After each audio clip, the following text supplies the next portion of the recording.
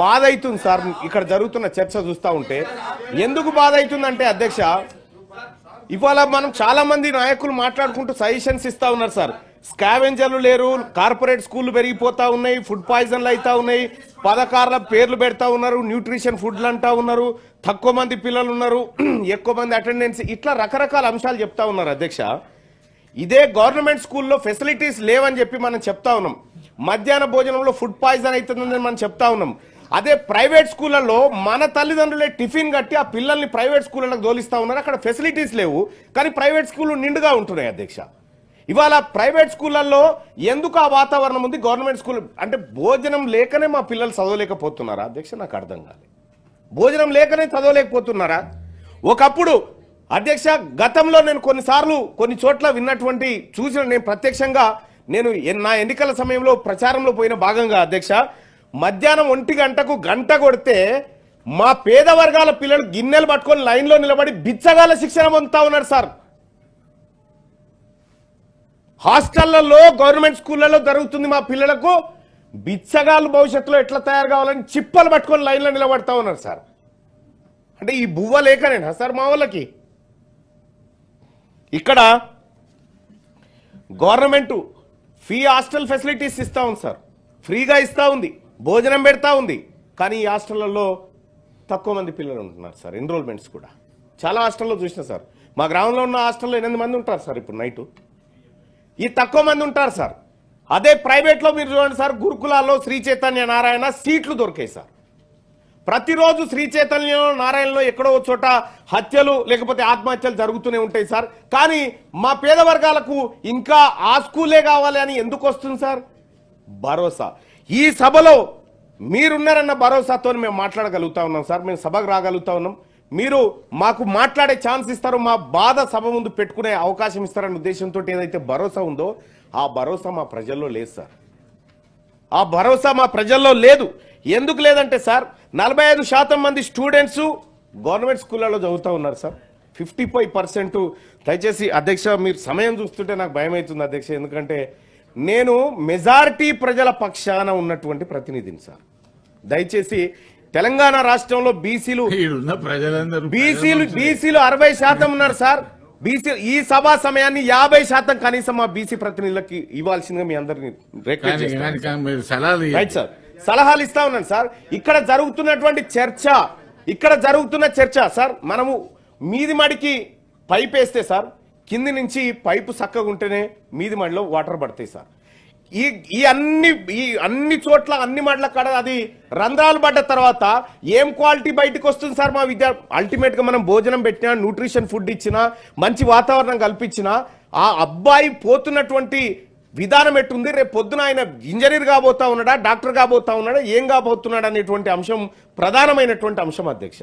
ఇక్కడ మేము కేవలం భోజనం కోసమో లేకపోతే ఇంకో దానికోసమో కాదు అధ్యక్ష. ఇదే భోజనం కావాలంటే ఏ గుడి మెట్ల కాడ కూర్చున్నా మాకు దొరుకుతుంది అధ్యక్ష. కానీ ఒక్క మాట, పెడుతున్నటువంటి ఖర్చు, చేస్తున్నటువంటి ఈ వ్యవహారం ఏదైతే ఉందో మా బతుకులు మారుస్తలేదు అధ్యక్ష. ఈ విద్యా విధానంలో భరోసా లేని విద్యా విధానం ఇవాళ ప్రభుత్వ రంగంలో ఉంది అధ్యక్ష. నేను ఇవాళ మా పార్టీని అనట్లేదు అధ్యక్ష, దశాబ్దాలుగా జరుగుతున్నటువంటి వ్యవహారాన్ని చెప్తా ఉన్నా. ఎందుకు మా పిల్లలు ప్రభుత్వ స్కూళ్ళను నమ్ముతలేరు? ఎందుకు మా తల్లిదండ్రులు ప్రభుత్వ స్కూళ్ళ పైన భరోసా పెడతలేరు? ప్రైవేట్ విద్య పైన ఎందుకు వీళ్ళందరూ అటువైపు తొంగి చూస్తున్నారంటే అధ్యక్ష, ప్రభుత్వం రాబోతున్నటువంటి స్థానిక సంస్థల ఎన్నికలు కానీ ఏమైనా కానీ అధ్యక్ష, నేను సజెషన్ చేస్తా ఉన్నా, సర్పంచ్ కానీ, వార్డు మెంబర్ కానీ, జెడ్పీటీసీ కానీ, ఎంపీటీసీ కానీ వాళ్ళ పిల్లలుంటే ప్రభుత్వ స్కూళ్ళలో జాయిన్ చేయాలి అధ్యక్ష వాళ్ళని. ఆ విధంగా మనం స్థానిక సంస్థల్లో ఆ నిబంధన తీసుకొస్తే ప్రభుత్వ ఆ ఎంపీటీసీ కనుక వాళ్ళ పిల్లగాడు గవర్నమెంట్ స్కూల్లో ఉంటే గవర్నమెంట్ స్కూళ్ళలో టాయిలెట్ లేకుండా ఉంటుందా అధ్యక్ష? వాళ్ళ స్కూళ్ళలో బోర్డు లేకుండా ఉంటుందా? వాళ్ళ పిల్లలు కనుక ఎక్కడ బహిరంగ ప్రదేశంలో మూత్ర విసర్జన చేసే పరిస్థితులు ఉండేవి కదా అధ్యక్ష. అదే కాదు అధ్యక్ష, ఇక్కడ బాధ్యత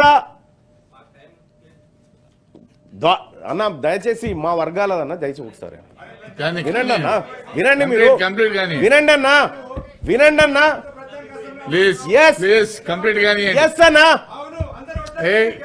ఎవరు మీరెట్లా గెలిచినారన్నా? మీరెట్లా గెలిచినారన్నా?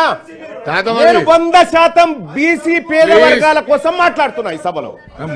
మీకు అది ఇంట్రెస్ట్ లేకపోతే, ప్రభుత్వ స్కూళ్ళను బాగు చేయాలన్న ఇంట్రెస్ట్ మీకు లేకపోతే, మీ ప్రైవేట్ విద్యా సంస్థలు నడవాలన్న ఇంట్రెస్ట్ మీకు ఉంటే నేనేం చేయలేను. కానీ ఒకటైతే సత్యం సార్, ఇక్కడ ఎన్రోల్మెంట్ విషయంలో సార్ 1900 స్కూళ్ళు జీరో ఎన్రోల్మెంట్ జరిగినట్టుగా నిన్న మొన్న మనం అనుకున్నాం సార్.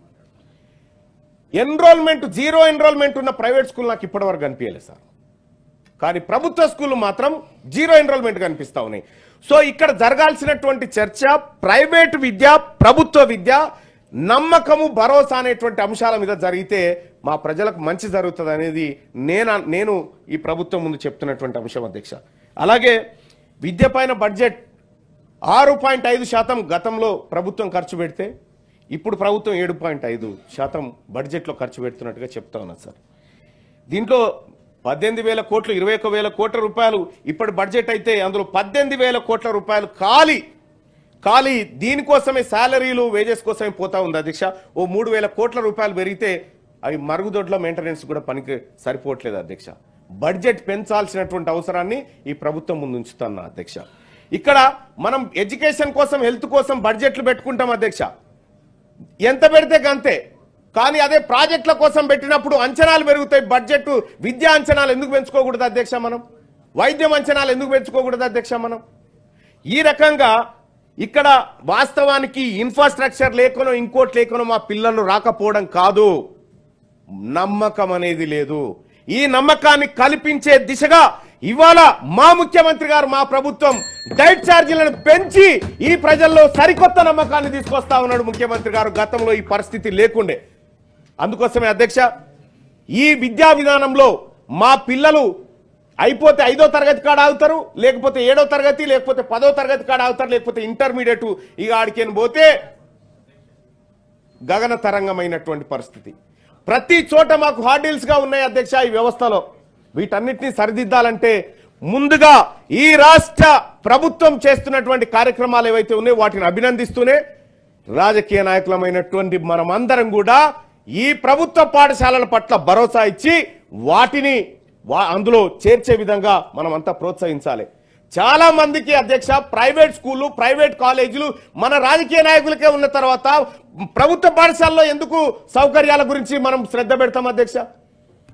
అందుకోసమే గౌరవ మంత్రి గారికి కూడా నేను రిక్వెస్ట్ చేస్తా ఉన్నా, ఇందులో చదివేటువంటి పేద వర్గాల పిల్లల పైన పెద్ద వర్గాలకు ఎట్టి పరిస్థితిలో సదాభిప్రాయం ఉండదు. నేనే చెప్తున్నా సార్. ఎందుకు చెప్తా ఉన్నంటే సార్, ఎందుకు చెప్తా ఉన్నంటే మా పిల్లలు చదువుతా ఉన్నారు సార్. అక్కడ సలహాలు ఇవ్వండి కానీ ఆరోపణలు చేయకండి. ఆరోపణ అంటలేను సార్. నేను మా వర్గాల పిల్లలకు చదువు సరిగా అంతలేదు, భరోసా లేదు సార్. ఈ భరోసా ఇచ్చే కార్యక్రమాన్ని ప్రభుత్వం చేయాలని చెప్పి తమ ద్వారా తీసుకోవాలి.